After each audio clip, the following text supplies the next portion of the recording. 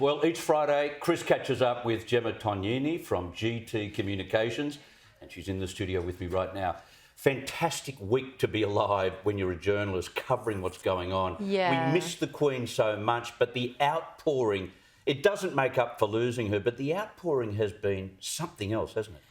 I mean, you've got a condolence line that's 7 kilometres long. You've got people waiting a full day and longer to pay their respects, just to pay their respects. And without question, every person I speak to, even the most avowed Republicans in my circle of friends, because believe it or not, I do have Republican friends, recognise the incredible impact that this woman had, not just on the United Kingdom and those countries that are Commonwealth countries, but she was a leader. She was a trailblazer.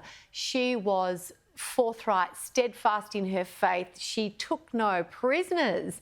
I mean, the way she dealt with that recalcitrant son of hers when all of that stuff came to light. Andrew, sorry, back of the bus, mate. Harry and Meghan, you want independence? Good luck. Here's your financial independence as well, and you can't have your titles. No mucking around. I just had so much respect for this woman, and you know, it's easy for those who are, I would say, of shallow character to just go, oh, well, you know, colonialism. I mean, get a civics lesson.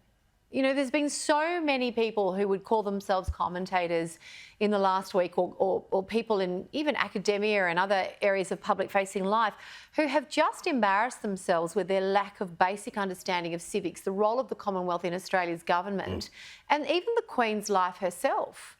I think this has been a tremendous example, and I've actually written about this for The Australian tomorrow, so don't forget to buy the paper. Before the Queen passed away, I would have said I am firmly of the view that if it's not broken, don't fix it. I'm not a monarchist. I'm not a Republican.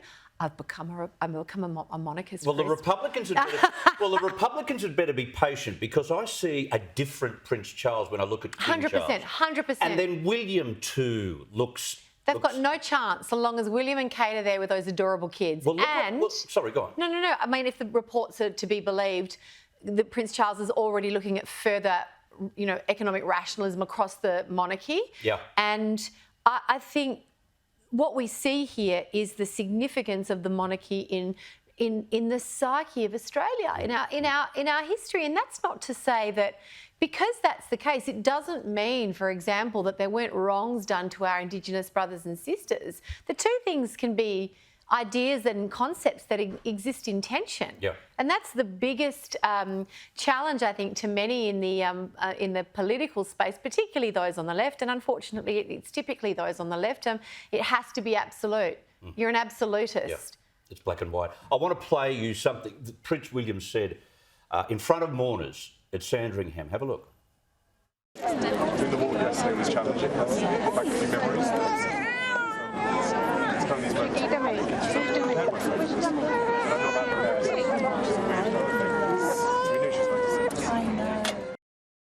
So open, telling people that, you know, he couldn't go to the tribute section because he would end up being upset by it. But boy, oh boy, a fellow who I think will have a great deal to offer in the position of king eventually. 100%. And even there were people I felt this week that were so incredibly unkind. The King Charles had some moments where he was captured what looked like being a little bit short on camera. And, you know, the usual suspects are like, oh, look at him, you know, he's this, that. No, like, his mother just died. Yeah. The whole world is looking at him. His father died, what, a year ago? Prince Phil the Greek? Yeah. I mean, I lost my dear dad 3 years ago, almost 3 years ago to the day. In fact, 3 years ago today, I was in Italy scattering his ashes in our village. So thanks, Facebook, for that memory. But my point is, I got to grieve in private. You get to grieve in private.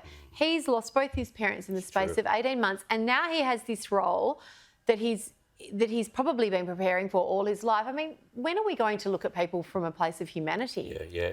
A billion eyes on him throughout this entire process. Roger Federer has finally announced his retirement. Have a listen to the 20-time Grand Slam champion explaining why he's stepping down from the game. I've worked hard to return to full competitive form, but I also know my body's capacities and limits, and its message to me lately has been clear. I am 41 years old. I've played more than 1,500 matches over 24 years.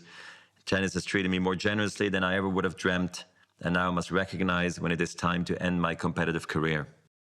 Forget about what he achieved. What an incredibly good sport that should be a guiding light for every other sports person. Oh yeah, he's as tidy as it gets, isn't he? Yeah. He's polite, he's sportsmanlike, he's gritty, he's that steely. Reminds me a little bit, I'm going to age myself here, reminds me a little bit of Stefan Edberg back in the day. True. Although clearly more successful than Edberg, but in terms of mannerisms and how he played and just the fact that he's just such a gentleman on the court, which is supposed to be a gentleman's game. He's just a fantastic, and I hope he gets somewhere that's prominent and we still see him. I'm sure we coaching will. somewhere. I'm sure we will. I've got to mention about the weekend footy finals, Yes. NRL, AFL. Come on the Pies. Collingwood goes to the SCG. Yeah. This is hometown advantage for the Swans. Oh. Can the Pies do it?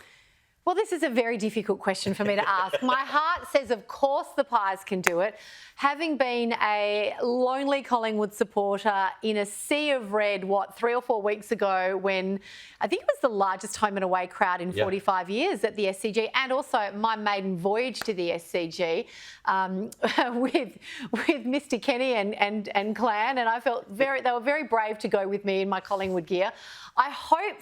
I sincerely hope the Mighty Magpies can do it. I'm not confident, but I'm always hopeful. Fantastic. Gemma Tognini, all the best for your Collingwood side. Thank you. Go Pies. Yeah, right. All the very best. That's fantastic. And, of course, NRL, we can't forget.